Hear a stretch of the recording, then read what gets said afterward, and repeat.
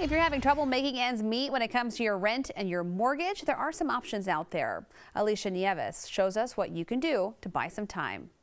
Many homeowners and renters are still struggling. According to a survey done by Apartment List, 31% of them were unable to make their full housing payment this month. So the percentage of people struggling to pay their housing costs is definitely going up. May's 31% is up from 24% of homeowners and renters who were unable to pay their rents and mortgages in April. Of the people who weren't able to pay their full housing costs, about 40% said that they had made some sort of arrangement. So presumably, despite not being able to pay their full housing costs, it was under an arrangement made with their landlord or their lender. That means 60% of homeowners and renters made no arrangements and essentially may not be taking full advantage of provisions Congress passed in the CARES Act to help them. Anybody with a federally backed mortgage has the right under the federal stimulus to delay their mortgage payments for 6 months.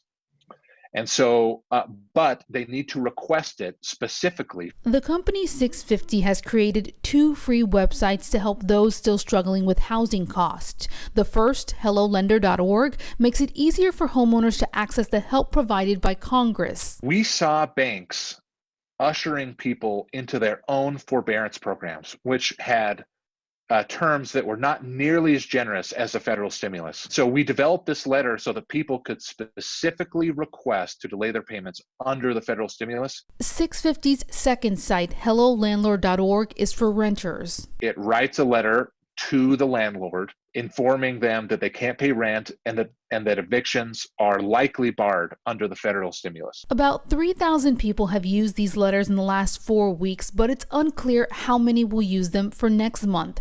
Analysts with Apartment List are unsure if the number of Americans struggling to make their monthly housing payment will continue to rise in June. We're in this kind of place now where certain parts of the economy are reopening. Some people are being able to start working again. I think that if people continue being laid off at the rate that they are being laid off right now, then we would expect the number to get worse. But June may also be the turning point. I'm Alicia Nieves reporting.